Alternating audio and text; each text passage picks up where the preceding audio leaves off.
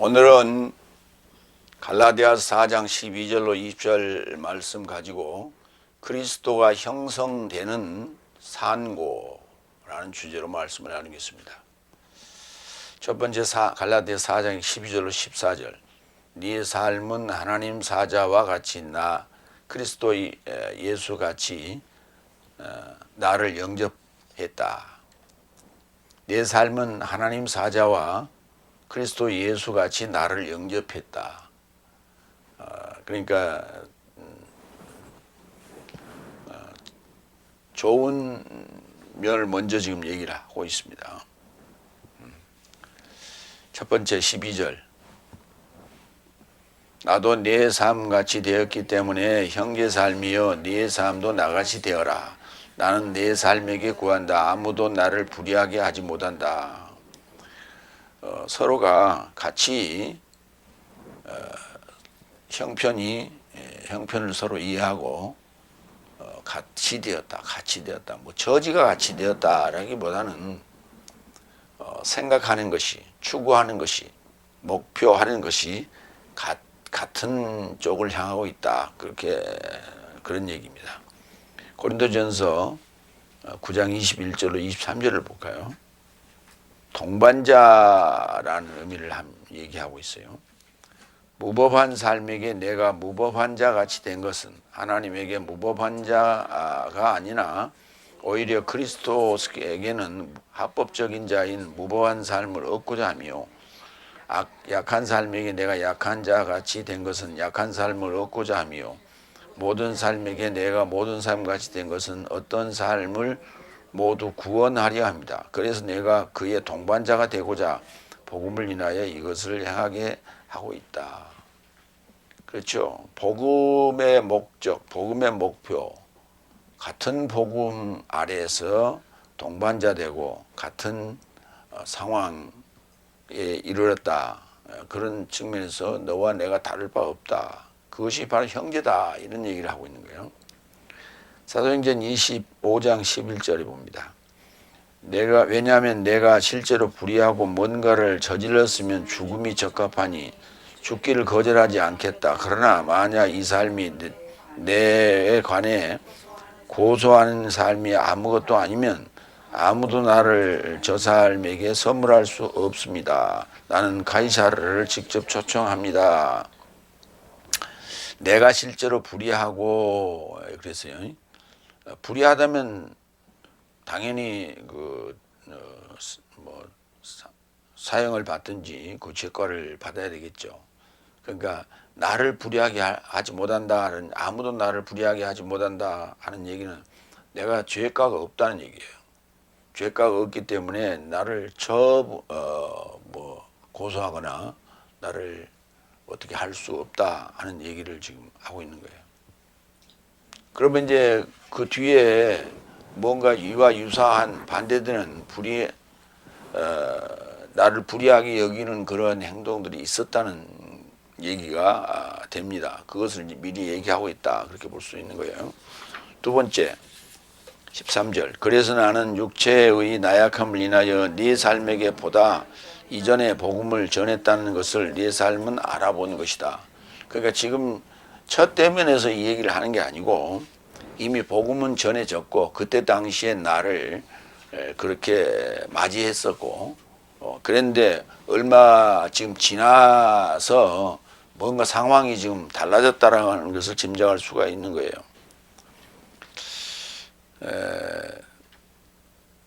육체의 나약함이라고 하는 것은 자만하지 않게 하려고 하나님이 나에게 주어진 선물이다.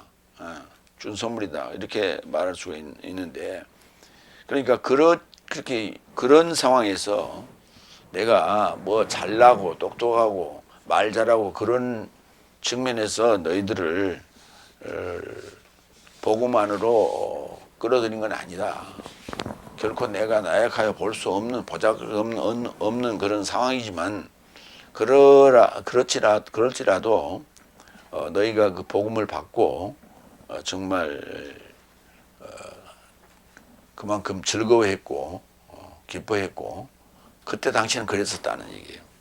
고린도후서 12장 7절 10절. 그리고 계시 삶의 탁월함으로 내가 자만해지지 않게 하려고 내 육체에 가시가 주어졌으니 사단의 사자가 나를 치게 하려 함은 내가 넘치게 자만해지지 않게 하려 함이요 합니다. 이것이 조울하여 나로부터 결별하게 하려고 내가 주를 3번 애원하였더니 그가 나의 은혜가 네게 족하도다고 나에게 지시하신 것이었다. 왜냐하면 나의 능력이 나약함 안에서 완성된다. 그런즉 나의 나약함 안에서 더욱 자랑할 것이니 이는 그리스도스의 능력이 나를 접해 직접 장막 치료합니다. 나는 나약함 안에서 비난 안에서 압박 안에서 핍박 안에서 권고 안에서 그리스도스가 초월함으로 나는 좋게 생각한다. 왜냐하면 언제든지 내가 나약하다면 나는 능력자이다. 그 바시락바시락 소리가 다 들어온다.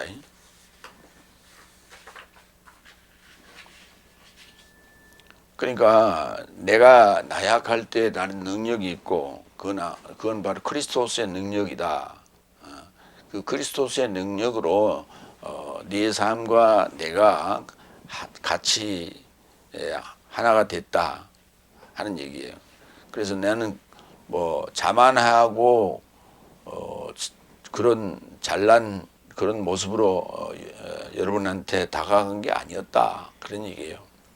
그러니까 내가 너희들이 볼 때 나약해질수록 그리스도스의 능력은 더욱 빛났다. 그러니까 그리스도스의 능력으로 여러분과 내가 하나가 된 것이지 내 잘나서 그렇게 된 건 아니다. 이건 굉장히 우리 오늘날 우리 목회자들에게 시사하는 바가 크다 하는 거예요. 고린도후서 13장 4절도 보겠습니다. 왜냐하면 그리스도께서 나약함 안에서 십자가에 못 박히셨어도 오히려 나 하나님의 능력에서 살으신다. 왜냐하면 내 삶도 저 안에서 나약하니 내 삶에게 이루고자 하나님의 능력에서 저와 함께 살 것이다. 그리스도께서도 나약함 때문에 십자가에서 못 박히신 거예요. 그렇게 나약한 모습을 보여줬고 그럴지라도 하나님의 능력으로 살아나셨죠. 내 삶도 저 안에서 나약하니까 하나님의 능력이 저와 함께 또 나와 함께 살 것이다 라고 하는 얘기를 하고 있는 거예요. 그러니까 결국 인간의 어떤 우월함, 잘남, 학벌, 말 잘하는 거 뭐 등등 인간이 가지고 있는 달란트가 결코 그것이 복음을 전파하는데 도움은 될지언정 그것이 전부는 아니다 하는 얘기예요.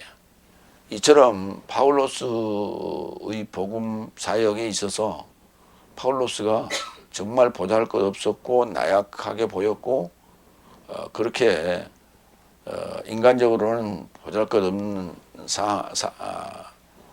상황이었지만은 복음이라고 하는 그 메시지의 내용이 탁월했기 때문에 받아들였던 것이다 하는 거예요. 그러니까 그리스도스는 그렇게 보잘것없는 나사렛에서 나신 분이고 정말 외적으로는 보잘것없었다라고 하는 것을 빙자해서 지질 못생긴 자가 지가 메시아라고 까부른 그런 식의 그 주장은 말고 실제로 외모와 상관없이 내용이 정말 성경적이고 정말 논리적이고 진리에 가까운 일을 우리가 살펴봐야 되는 거예요. 이게 포인트지. 무슨 뭐 외모가 당연히 설교하는 자가 깔끔하게 옷 입고 머리 빗고 그러고 해야지. 뭐 부시부시 해가지고 무슨 러닝스에서 입고 나와서 설교하냐? 그런 그 외모적인 걸 가지고 판단하는 자들은 그건 1차원적이고 어리석은 자라고 그래요. 그걸 보고.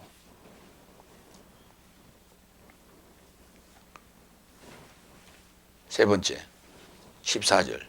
그리고 나의 육체 안에 있는 나의 시험을 내 삶은 멸시하지도 않고 내뱉지도 않고 오히려 내 삶은 하나님의 사자와 같이 나를 그리스도스 예수스 같이 영접하였다. 예. 그러니까 육체 안에 있는 시험거리가 있었다는 얘기예요. 육체 안에 가신 시험거리가 있는데 그 시험거리에 대해서 그거 다 알 수 있는 거고 공개됐다는 얘기예요. 그거 부끄러워하지도 않았고 그걸 가지고 멸시하거나 그걸 가지고 배척하지도 않았다는 거예요. 그게 진정한 목회자와 성도 간의 삶인 거고 만남이에요. 당연히 그래야 되는 거예요. 그러니까 그러면서 하나님의 사자같이 그리스도스 예수스 같이 영접했다는 거예요. 이 영접했다라고 하는 데코마이라는 단어, 뭔가 이 맞이했다라는 맞이했다는 것하고 좀 약간의 차이가 있는데 뭐냐면 이런 거예요. 맞이했다라고 하는 것은 며느리를 맞이했다. 당연히 받아들인 것을 맞이했다 이렇게 얘기해요. 그리고 영접했다라고 하는 것은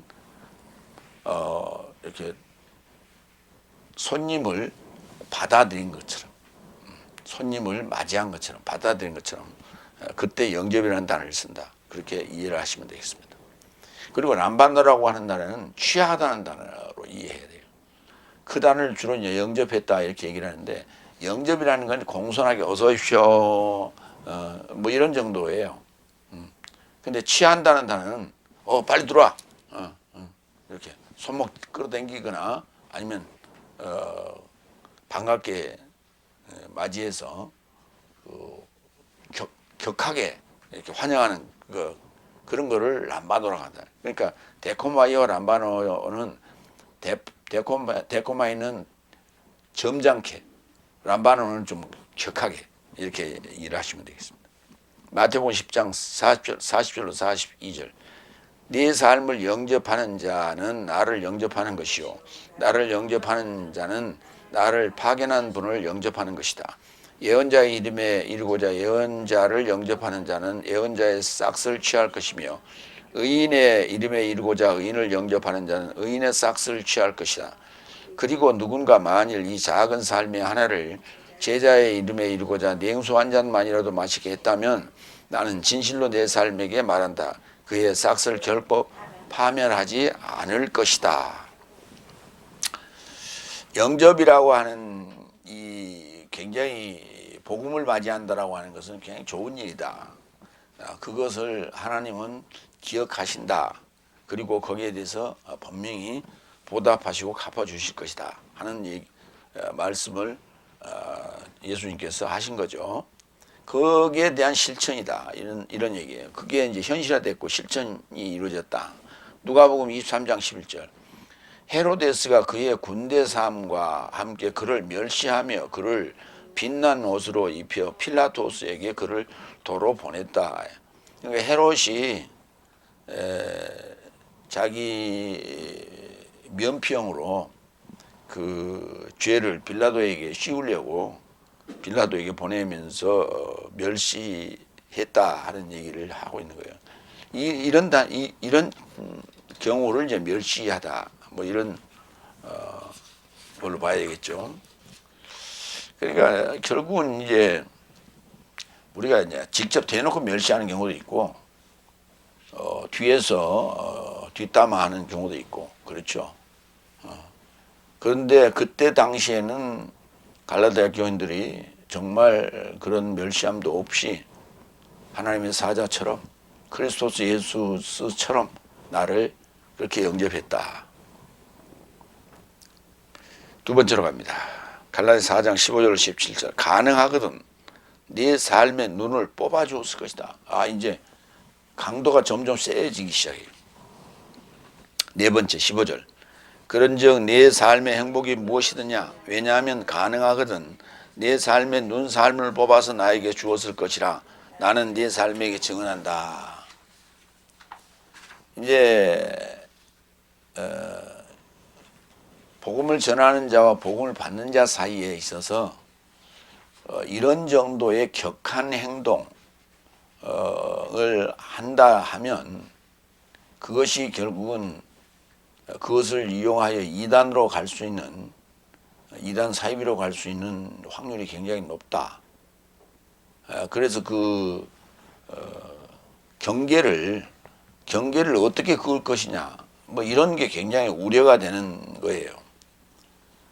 그러니까 이단 사이비들이 하는 행동 중에는 정말 우리가 이해할 수 없을 정도로 격한 행동들을 해요.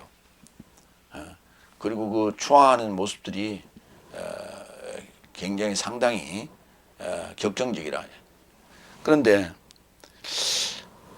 이단이 아닌 쪽에서도 그런 경우를 우리가 많이 봅니다.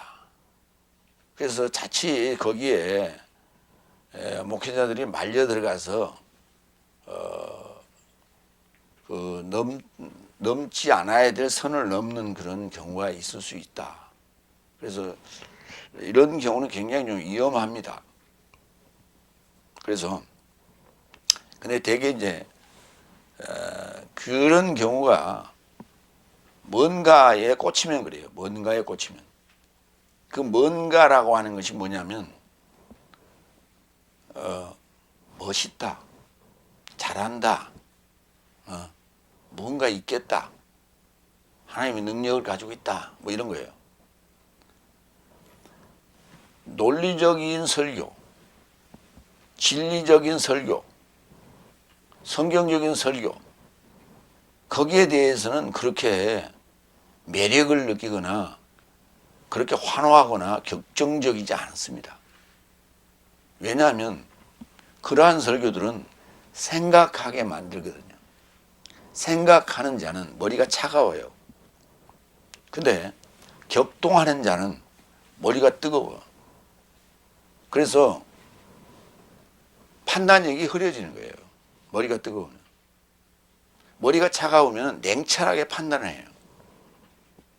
그래서 머리를 뜨겁게 하지 마라. 냉철한 판단력을 가질 수 있도록 하라. 그래서 그렇게 선동적이고 사람들을 흥분시키는 그런 행동은 뭔가 위험한 일이 일어날 수 있다 하는 것을 잘 알아야 돼요. 그래서 간혹 그 부흥사들이나 목회자들 중에 연예인처럼 행동하고 구는 그런 자들이 있어요. 그 자들은 이단 사이비로 갈 수 있는 확률이 굉장히 높아요. 조심해야 돼요.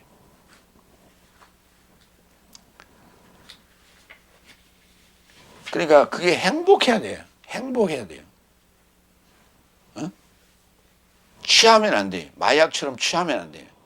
행복해야 돼요. 행복은 맛으로 치면 담담한 맛이에요. 응?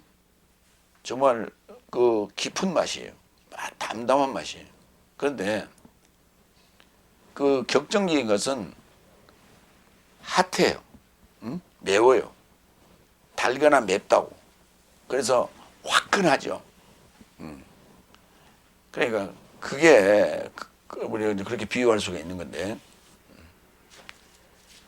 요한복음 15장 13절로 14절을 보여요. 누군가 그의 친구 삶에서 초월하여 자기 목숨을 맡기려 한다면 아무도 이보다 더 큰 사랑을 갖지 못한다. 내가 네 삶에게 명하는 것을 무엇이든 네 삶이 행한다면 나의 친구 삶이다. 그의 친구 삶에서 초월하여 자기 목숨을 맡긴다, 버린다면 이보다 큰 사랑이 없죠. 그러니까 그 친구의 우정에서 아가페 사랑으로 간다라고 하는 것은 그건 격동이 아니에요. 행복이에요. 행복. 그래서 그 사랑의 진수를 보여주는 것이지 격동이 아닙니다. 그래서 그러한 그 친구를 초월하는 사랑, 그런 것이 행복이다. 누가복음 7장 23절 23절 눈을 뽑았다라고 하는, 눈을 뽑아서 내릴 수, 우리 말에 이런 말이에요. 눈에 넣어도 아프지 않다. 뭐 이런 말을 하죠. 그런데 이제 그 개념으로 이해를 하면 안 돼. 눈을 뽑아 줄 정도로 눈을 뽑아서라도 내게 주었으리라. 눈을 뽑아서라도 내게 주었으리라 하는 얘기는 눈을 뽑아버리면 어떻게 되는 거예요? 소경되는 거잖아요. 소경되어서도 나는 당신에게 나의 길잡이 되기를 소망합니다. 내가 눈이 없더라도 당신이 나를 인도할 거다. 이런 의미예요. 누가복음 7장 22절 23절. 그리고 저 삶에게 답변하여 응급하시되 네 삶은 가서 알아차리고 들은 삶을 요한네스에게 보고하라. 요한네스의 제자들이 왔을 때 이제 얘기한 얘기예요. 그러면서 이렇게 말씀하십니다. 소경 삶이 쳐다보며 절름발이 삶은 활보하며 문둥이 삶이 깨끗해지고 기머거리 삶이 들으며 죽음 삶이 일으켜지고 거짓 삶이 복음을 받고 누구든지 내 안에서 실족하지 않는다면 그는 행복하다고 가서 그렇게 얘기를 해라 그랬어요. 거기에 소경 삶이 쳐다보며 그런 말이죠. 그러니까 내 눈을 뽑아서 줄 정도가 되면 그 눈 뽑은 것 같으면 뭐 할 거예요? 그거 뭐 구슬치기 할 거예요?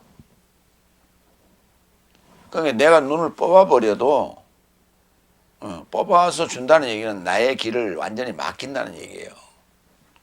그래서 소경되는 자를 인도하는 누군가 그렇게 바울로스를 여겼다는 거예요. 그런데 그것이 바뀔 수 있다는 것은 뭐예요? 의심하지 않는다는 얘기예요. 추워도 의심하지 않는다는 얘기죠. 그래서 그 행복감을 느끼는 거예요. 그러니까 그 이단 사이비들에게 열광하는 것도 그런 요소가 있는 거예요. 자기를 맡기고 싶은 거예요. 자기를 맡기고 싶은데 내가 열광하면 나를 두 번 쳐다보겠지. 그러니까 훨씬 더 그러면 더 안전할 거야. 뭐 이런 어떤 보험성이에요. 그래서 그렇게 열광하는 거예요. 남보다 더 보이려고 더 하려고 하는 이런 행동. 그런 것들이 서로 경쟁적으로 이루어지다 보니까 수많은 자들이 한꺼번에 열광하는 것처럼 보이는 거예요. 그러나 따져놓고 보면 각자가 그 튀어보고자 하는 더 보이고자 하는 그런 경쟁이다. 그 경쟁심이다. 그게 아니래. 그래서는 안 된다. 그래서는 안 되고 정말 깊은 마음으로 신뢰하고 믿고 나 전부를 맡길 수 있는 그런 관계였다라고 말할 수가 있는 거예요. 다섯 번째 16절 그같이 내 삶에게 진실한 것이 내 삶의 원수가 된 것이냐. 이제 본격적인 얘기가 나오는 거예요. 그렇게 진실했던 것이 어떻게 그걸 은혜를 원수로 갚을 수가 있냐 이 얘기예요. 우리 속된 말로 이제 표현하면 그런 얘기예요. 빌립보서 3장 18절 왜냐하면 많은 삶이 그리스도스 십자가의 원수로 행동하는 것을 나는 여러 차례 내 삶에게 말했고 이제도 울면서 말한다. 저 삶의 완성은 멸망이요 저 삶의 하나님은 저 삶의 부끄러움 안에 있는 배와 영광이다. 땅에 속한 삶을 생각하는 삶이다. 그러니까 육체적인 삶으로 돌아갔다는 얘기예요. 그 진실한 것에 대하여 원수로 행하는 그러한 행동들은 그건 육체적인 행동이고 그건 마귀적인 행동이다. 그래서 결국은 저들의 완성, 저들의 결과는 멸망이다. 이 얘기를 지금 하고 있는 것이죠. 그러니까 멸망을 위해서 내가 만났겠냐? 멸망을 위해서 내가 복음을 줬겠냐? 그렇지 않죠. 그런데 그거는 누군가의 영향이 있었다는 거예요.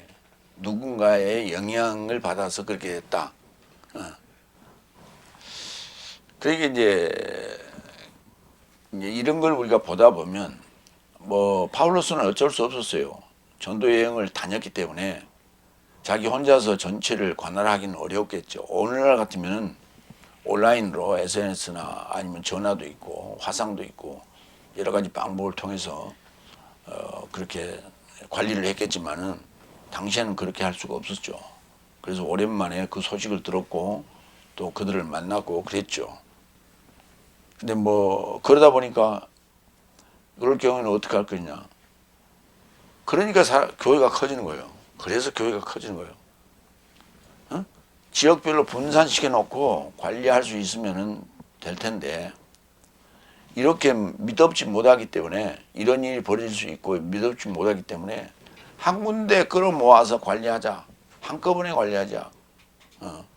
그래서 교회가 커지는 거예요. 그래서 교회가 커지니까 그것이 세력화되고 그것이 권력화되고 그래서 문제를 일으키고 그러는 거예요. 그럴 필요 없다. 하나님이 알아서 하실 거다. 여섯 번째 17절 저 삶은 네 삶을 좋지 않게 열망하나 오히려 네 삶이 저 삶을 열망하게 하려고 네 삶을 쫓길 원한다. 내쫓길 원한다. 여기서 저 삶이 등장해요. 그 저 삶이 문제였어요. 저 삶이 이 저 삶이 지난 시간에도 얘기했지만 할례자 삶이에요. 할례자 삶이 인 저 삶이 갈라디아인 네 삶을 안 좋게 열망하나 안 좋게 열망하는 거예요. 네 삶이 그 할례자 삶을 열망하게 하려고 할례자 삶이 네 삶으로 그 할례자 삶을 열망하게 하려고 네 삶을 내쫓기를 원한다. 어디서 내쫓기를 원하냐? 자기에게서 내쫓기를 원하는 게 아니라 갈라디아 그 교회에서 내쫓기를 원하는 거예요. 그러니까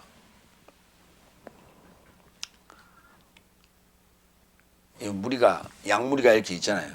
양무리가 이렇게 똘똘똘 뭉쳐 있을 때 그 일이나 늑대가 와서 그걸 이제 잡아가는데 그걸 잡아가려면 일단 이탈자가 생기도록 만들어야 되겠죠. 그래서 위협을 하니까 어떤 친구들은 이제 딱 붙어서 결속을 하는가 하면 그렇지 않고 밖으로 튀쳐나가는 자기가 위협을 느끼니까 튀쳐나가면 그냥 그거는 먹이가 되는 거예요.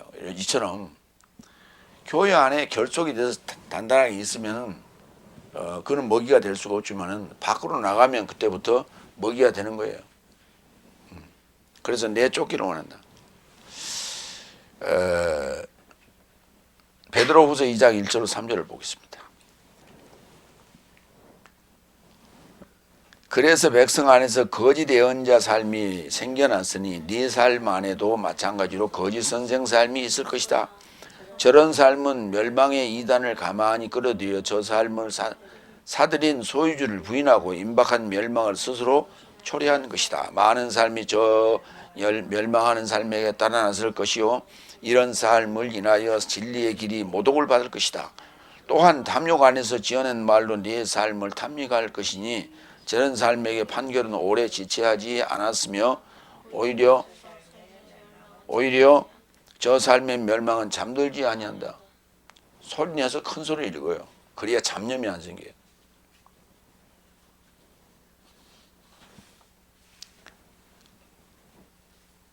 그러니까 베드로후서에 이와 같은 내용이 기록된 것은 어느 시대를 막론하고 이단들이 있었다는 거예요. 근데 그 이단들의 행태가 옛날이나 지금이나 똑같았어요. 그럼 이단들이 뭐예요? 일단 교회 안에 뭉쳐 있는 결속되어 있는 자들을 뽑아내야 되겠죠. 네. 몰래 침투해서 이간질 시켜서 뽑아내는 일. 때로는 간 땡아리, 간 크게 그 교회를 아예 통째로 먹어버리는 그런 경우도 있죠. 우리 신천지가 했던 산 옮기기라는 그런 전략이에요. 이건 정말 아주 못된 짓이에요. 특히 그 이번에 요즘 이슈가 되고 있는 넷플릭스의 그 나는 신이다에서 고발하고 있는 이단 사이비들의 수법을 보면 폐쇄적이다. 외부와 단절시켰다는 거예요. 그 다음에 내부 결속, 그 다음에 화려함, 그 다음에 뭐 잦은 행사, 그 다음에 은밀한 성폭력, 그 다음에 폭력 및 살인, 그 다음에 괴롭힘, 금전갈취, 황당한 거짓말 잔치, 거짓교리, 거짓말 잔치. 거기에 환호하는 거예요. 왜? 뭔가에 빠져버리면, 뭔가에 취해버리면 무슨 얘기를 해도 그게 먹히는 거예요. 거기에 환호하는 거예요. 그래서 교주가 신격화되고 이런 것들이 전부 공통적이에요. 거기에 나오는 단체들을 보면 그게 서로 예, 이미 있었던 과거에 있었던 문선명이 통일교로부터 시작해서 뭐 이런 그 있었던 그들이 행했던 그런 여러 가지 외형적인 그런 모습들 이런 것들을 전부 답습하는 거예요. 거기서 배웠고 나온 자들입니다. 그래서 또 그것을 첨가하고 또 확장하고 더 개선하고 그래가지고 자꾸만 그 기획사들이 하는 것처럼 그렇게 전문화돼 가는 거예요. 근데 그게 바로 사람들을 속이기 위한, 사람들을 미혹하기 위한 그러한 수법인데도 불구하고 거기에 빨려 들어가는 거예요.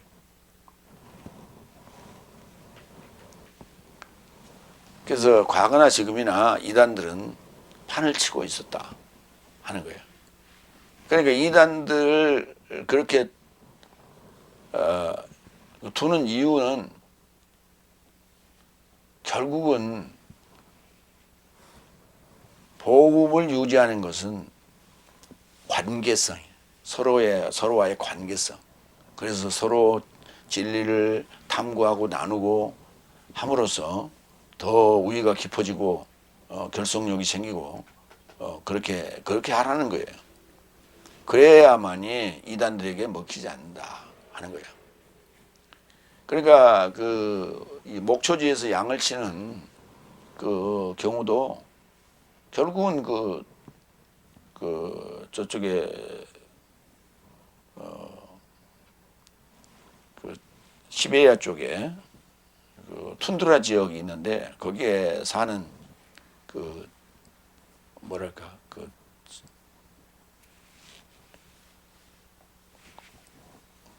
야생 소가 있어요. 그 야생 소들이 있는데 아주 털이 막 많고 그렇게 야생 소들이 있는데 굉장히 무섭게 생겼어요. 그런데 무리를 지어서 다니는데 그러면 살아요. 그런데 그들은 보니까 어떤 위험한 물체, 늑대나 이리가 나타나면 쿵댕이를 전부 서로 이렇게 맞대고 빙 둘러서 이 공격을 받겠다라고 하는 그런 모습으로 쫙 둘러싸요. 그러니까 인간들의 어떤 그런 모습처럼 참 대단하더라고. 그런 그 행동들을 하는 거예요. 그래야만이 살 수가 있는 거예요. 그러니까 바다에 있는 그 어류들도 떼를 지어서 다니는 것들을 보면 그 침략자가 나타나면 막 떼를 지어서 이렇게 유행을 하죠. 그래서 그 한 물체가 움직이는 것처럼 그렇게 크게 선을 그리면서 유행을 하는 그런 걸 볼 수가 있어요. 이게 뭐냐면 살아남기 위한 하나의 방법인 거예요. 마찬가지로 교회라고 하는 단체 안에서 우리가 있어야 되는 이유는, 결속하며 있어야 될 이유는 바로 이런 거예요.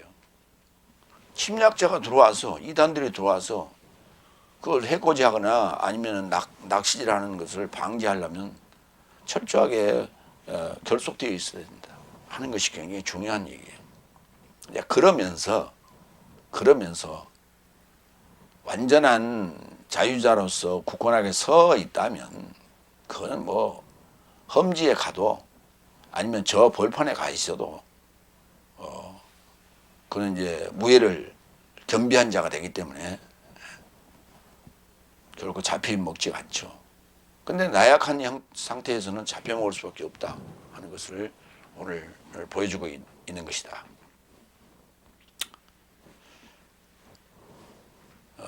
세 번째, 갈라디아서 4장 18절로 20절.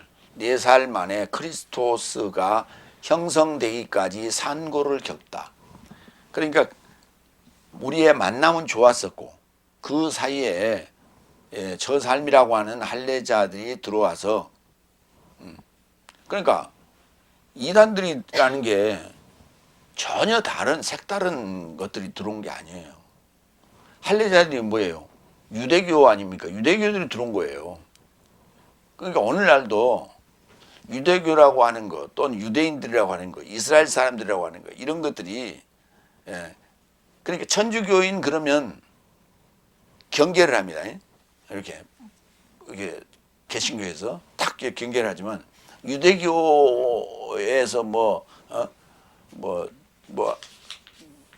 이스라엘 12지파의 뭐 누구의 후손이 뭐 제사장 누구의 후손이 이런 식으로 이렇게 싹 접근을 하면 경계를 안 해요. 그것이 희한하잖아. 그게 무서운 이단임에도 불구하고 그 경계 안 해. 이 초대교회가 무너지는 그 결정적인 역할을 했던 게 헬라 철학파가 아니에요. 유대교라고 유대교인들이 돌아다니면서 이 짓을 했어요. 성경 가지고. 그래서 다시 이제 내가 그리스토스가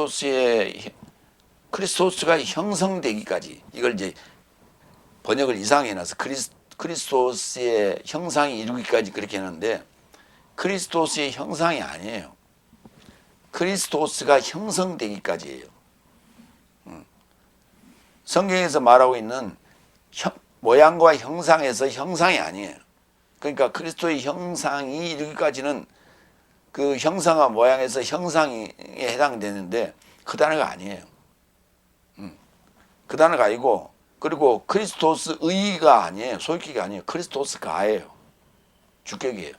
그러니까 4살 만에 그리스도스가 형성되기까지 그리스도스가 만들어지기까지 산고를 내가 한다. 겪는다. 이런 얘기예요. 다시 그러니까 다시 산고를 겪는 거예요. 다시 태어나게 만드는 거예요. 7번째 18절. 그러나 내 삶을 향한 나를 가까이 할 뿐 아니라 언제나 좋은 것 안에서 열망함이 좋은 것이다. 제발 다른 거에 미쳐가지고 하지 말고 좋은 것 안에서 미쳐라. 그리고 나와의 만남은 좋은 것이요. 그리고 좋은 것 안에서 열망해라. 그 만남이라는 단어가 파레임이라는 단어예요. 가까이 있다. 가까이 있다. 가까이 있는 거예요. 만나면 가까이 있는 거예요. 파레임이 고린도전서 5장 3절. 왜냐하면 참으로 나는 몸으로는 떨어져 있으나 영으로는 가까이 있는 것 같이 파레임이 이와 같이 그것을 저지른 자를 가까이 있는 것 같이 내가 벌써 판결한 것이다. 가까이 있는 거예요. 파레임이. 그러니까 이 파레임이라고 하는 가까이 있는 것은 꼭 붙어 있어야만이 가까이 있는 건 아니에요. 떨어져 있어도 화상으로 충분히 또 SNS로 충분히 교감할 수 있는 거예요. 그거 가까이 있는 거예요. 거리상으로는 떨어져 있죠. 그러나 가까이 있는 거예요. 골로새서 1장 5절 6절. 이는 내 삶을 위해 하늘 안에 예비해 놓은 소망을 인한 것이요 내 삶에게 가까이 있는 소망을 복음 진리의 말씀 안에서 네 삶이 미리 들었도다. 네 삶이 진리 안에서 하나님의 은혜를 듣고 인식한 날부터 마치 온 세상에서와 같이 또한 네 삶 안에서도 소망이 열매를 맺어도다. 가까이 있으면서 갖는 소망이 열매를 매달아야지요. 열매를 매달아야 돼. 그래서 부단히 열매를 맺기 위한 그 나무는 부단히 노력합니다. 어?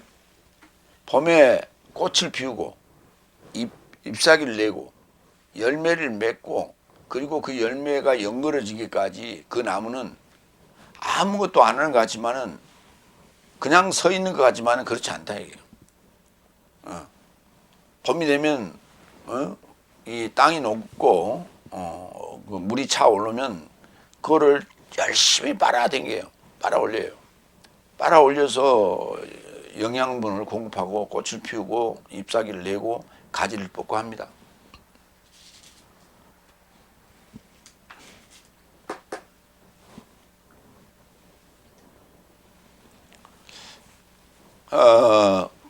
봄철이 되면 그 나무에 이렇게 청지기를 대면 나무 껍질과 그 목질 사이에 껍질을 벗기면 이렇게 만질만질해요. 그 사이로 이 물길이 있어서 수분들이 올라가요. 영양분이나 수분이 올라가는데 그게요. 청지기를 대면 그 물이 올라가는 소리가 들려요. 열심히 일을 하는 거예요. 열심히 일을 해요. 그렇지 않으면 죽어요. 그 나무는. 나무가 결실하기 위해서 노력하는 것처럼 우리도 복음의 결실을, 복음의 소망의 결실을 맺기 위해서 열심히 노력해야 돼요. 근데 그냥 일주일에 한 번 교회에 가서 땡 설교 한번 들으면서 끝. 그래가지고 되겠나요? 그래갖고 안 된다. 공부해야 된다. 공부해야 된다. 8번째 19절 나의 자식 삶이여 또다시 나는 네 삶 안에서 그리스도스가 형성되기까지 산고를 겪는다. 그리스도스가 형성되는 거예요. 만들어지는 거예요. 이 형성되다라는 단어가 모르포, 그 다음에 형성된 것을 모양이라고 하는데 모르페라고 하는 거예요. 그러니까 모르포라는 동사에서 모르페가 만들어지는 거예요. 명사가 만들어지는 거예요. 그런데 모르포는 여기 딱 한 군데 써 있어요. 그래서 모르페가 쓰인 데를 한 군데 보겠습니다. 빌립보서 2장 5절로 8절. 왜냐하면 네 삶 안에 이것을 생각하라. 이는 곧 그리스도스 예수 안에 있는 것이니 그는 하나님의 모양 안에서 시작하여 하나님과 동등하게 있을 것을 빼앗긴 것이라 여기지 않으시고 오히려 종의 모양을 취하여 자신을 비어 사람 삶의 모양 안에 계셨으며 사람과 같은 모습으로 발견되었으며 오히려 자신을 낮추어 사망까지 복종하셨으니 곧 십자가의 사망이라. 예수님의 모습이 그렇다는 얘기예요. 예수님의 모양이 그렇다는 얘기예요. 하나님의 모양 안에서 시작하여 종의 모양을 취하고 자신을 비워서 사람 삶의 모양 안에 계셨어. 하나님이시면서 일단은 낮춰요. 그렇게 자신을 사람처럼 있게 사람과 다름없이 계셨고 그렇게 같이 행동했다. 그런 얘기입니다. 이게 모양이라는 단어예요. 그렇게 형성하다는 단어의 명사입니다. 상고를 겪다. 갈라디아 4장 27절. 상고라는 게 뭐냐면 아이를 낳을 때 고통을 산고라고 그러죠. 아이를 낳을 때 고통. 기록된 바 낳지 못한 성녀여 즐거워하라. 산고치 못한 자여 터뜨리고 소리쳐라. 이는 고독한 이의 자식이 남자 가신 자보다 많기 때문이다. 이 얘기를 왜 했냐면 이 오디노라고 하는 단어인데 산고를 겪다. 누구나 복음 전하는 자는 이 산고를 겪어야 되는 거예요. 누구나 이 산고를 겪지 않으면, 이 산고를 겪는다는 얘기가 뭐냐면 이게 결실하는 거예요. 복음의 소망의 결실이 뭐냐? 이 산고를 겪어야 돼요. 복음으로 자녀를 낳아야 돼. 나는 복음으로 자녀를 안 낳고 열심히 그냥 봉사만 하고 천국 가겠습니다. 그 자는 천국 못 가. 산고를 겪어야 돼요. 그러니까 구약에서 아들을 낳지 못한 자를 내치는 그 조건이 됐듯이, 그거는 일상적인 우리 생활 속에, 우리 과거 생활 속에 칠거지약이라고 그래가지고 아이를 못 낳았을 때, 아들을 못 낳았을 때 내침을 받는 뭐 그런 것으로 자꾸 연결을 하는데, 그거하고는 관계없고, 신약에 와서 분명히 요 산고의 고통을 겪어야 되는 그리스도의 신부의 역할을 넷째 날, 셋째 날, 넷째 날, 다섯째 날 그걸 보여준 거예요. 그 구약의 얘기가. 그래서 그런 얘기가 많이 등장해. 특히 창세기에. 아이 낳는 얘기. 그래서 다말이 그 시아버지 씨를 봤잖아요. 그게 불륜이라고 우리는 생각하는데, 그게 불륜이라고 생각하면 안 돼. 씨를 받아서 아이를 낳지 않으면은 내침을 받는다니까. 자기 존재가 없어져요. 성경에서 다말이 등장하는 그런 이유가 뭐냐 하면 신부의 존재예요. 그리스도의 신부의 존재를 강조하고 있는 거예요. 뭐 남존 여비에서 여자들을 여성 상위시대로 끌어올리거나 아니면 여성 평등시대로 끌어올리는 그런 이야기를 쓰자고 성경에 그렇게 여자들에 관해서 그렇게 써놓은 게 아니고, 신약에 와서 그리스도의 신부가 해야 될 일을 거기서 배웠던 거예요. 강조하고 배웠던 거예요. 그래서 육적인 아이를 낳는 얘기가 구약에 기록되어 있다면 신약에서는 영적인 자녀를 낳아야 되는 거예요.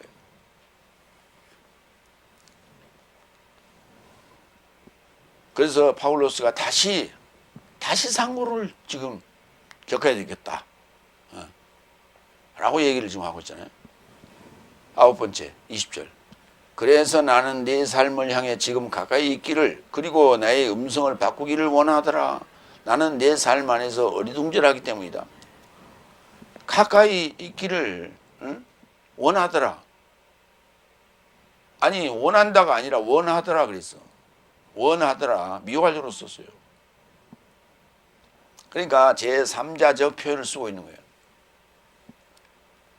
나는 네 삶 안에서 어리둥절한다고. 어리둥절하단 말이 무슨 말이냐면, 갈 길을, 목표를 향해서 갈 길을 가야 되는데 그 가는 것을 가다가 길을 잊어버렸다고 말이에요. 어찌할 바를 몰라. 내가 어디로 가야 될지 모르겠다. 무엇을 해야 될지 모르겠다. 뭐 이런 얘기예요.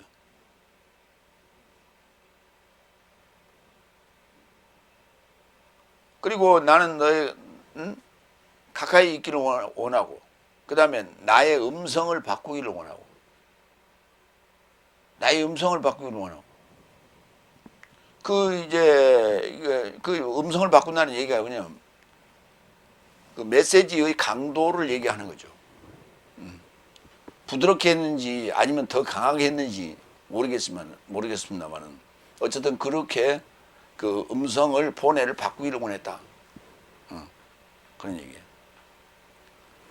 산고를 겪다.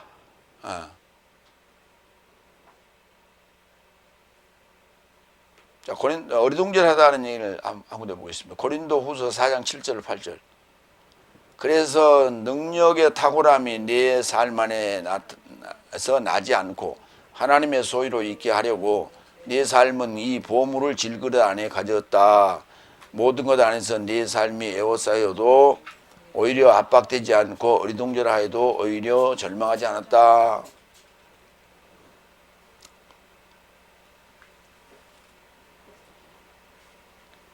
파울로스도 이제 정신 차리고 이제 다시 그들을 이제 다시 산고를 겪는다라고 하는, 그러니까 산고를 겪으려고 생각하니까 앞이 좀 캄캄했다는 얘기를 하는 거예요 지금. 그러나 다시 마음 잡고 처음부터 다시 시작했겠죠. 예, 그렇게 해서 우리가 그리스도스의 신부라면 반드시 산고를 겪고 자녀를 낳아야 된다라는 얘기를 하고 있는 거예요. 근데 그것이 뭐냐? 크리스토스가 형성되는 것이, 내 삶 안에, 저 삶 안에 크리스토스가 형성되는 것을, 그것을 상고를 겪는다 이렇게 라고 하는 거예요. 그러니까 각자가 크리스토스가 형성돼서 그들의 모임을 뭐라고 하냐면 크리스토스교라고 하는 거예요. 크리스토스교라고 하는 거예요. 크리스토스회라고 하는 거예요. 그리고 거기에 모인 그 자들을 영어로 얘기해서 크리스찬이라고 부르는 거예요. 자신 안에 크리스토스가 형성되지 않는 자에게는 크리스찬이란 말을 쓰면 안 되는 거예요. 마무리합니다. 복음 때문에 내 삶같이 내 삶이 되고 네 삶도 내 삶같이 되었는데 내 육체의 시험거리도 멸시하거나 배척하지 않고 영접하던 네 삶이 어찌 할례자에게 열망하는지. 나와의 만남은 좋은 것이니 나와 가까이 있기를, 그리고 다시 그리스도스가 형성되기까지 상고를 겪으려 한다. 복음 전파는 바로 이 상고를 겪어야 되는 모정의 마음이다. 어머니의 마음이다. 라고 하는 것을 오늘 이 갈라디아서 4장 11절 20절에서 얘기하고자 하는 것입니다. 아멘. 기도하겠습니다.